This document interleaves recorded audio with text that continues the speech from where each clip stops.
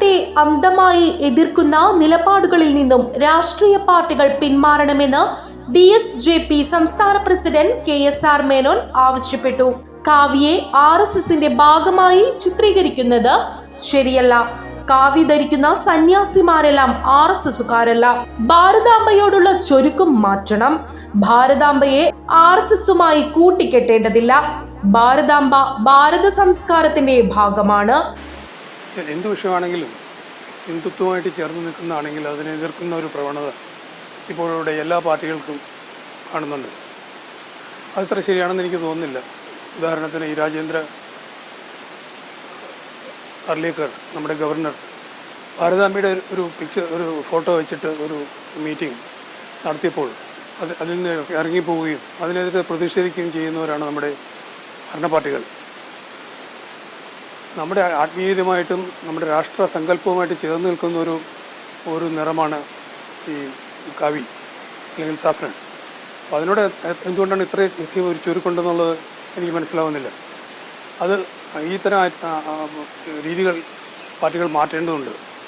പണ്ടൊക്കെ രാമായണവും മഹാഭാരതവും ബൈബിളുമൊക്കെ പാഠ്യപദ്ധതിയിൽ ഉൾപ്പെടുത്തിയിരുന്നു. ഇപ്പോൾ പലതും എടുത്തു മാറ്റുകയാണെന്നും അദ്ദേഹം കുറ്റപ്പെടുത്തി. കാവിക്കൊടിയേന്തിയ ഭാരതാംബയുടെ ചിത്രം ഗവർണറുടെ ചടങ്ങുകളിൽ പ്രദർശിപ്പിക്കുന്നതിനെതിരെ മറ്റു പാർട്ടികൾ പ്രതിഷേധം തുടരുന്ന സാഹചര്യത്തിലാണ് DSJP നിലപാട് വ്യക്തമാക്കിയത്. ഇപ്പോൾ ചിലർ പറയുന്നുണ്ട് ഇത് RSSന്റെ പതാകയായിരുന്നു ഭാരതാംബ കയ്യിലേന്തിരിക്കുന്നത്. ഈ കാവി പതാകയുടെ ഒരു കുത്തകാവകാശം RSSനില്ല.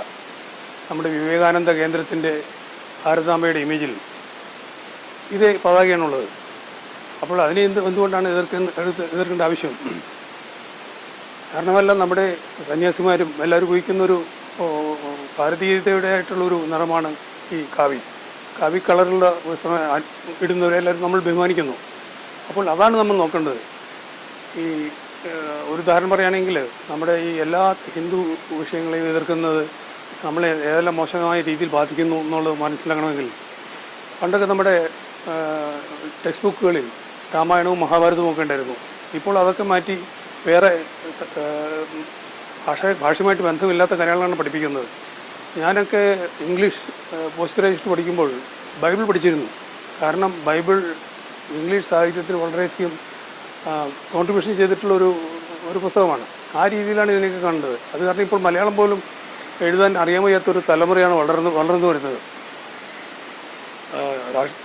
നമ്മുടെ ശശി തരൂർ പറഞ്ഞ പോലെ രാഷ്ട്രം ഉണ്ടെങ്കിലേ രാഷ്ട്രീയമുള്ളൂ. അപ്പോൾ നമ്മുടെ രാഷ്ട്ര സങ്കല്പം എപ്പോഴും നമ്മൾ ഉയർത്തി കാണേണ്ടതാണ്. നമ്മുടെ ദേശീയ പതാകയിൽ ഏറ്റവും മുകളിൽ ഓറഞ്ച് അഥവാ കാവി നിറമാണെന്നും കാവി ത്യാഗം, സേവനം തുടങ്ങിയ ആശയങ്ങളെ പ്രതിഫലിപ്പിക്കുന്നതാണെന്നും നമ്മൾ മറക്കരുത് എന്നും അദ്ദേഹം പറഞ്ഞു.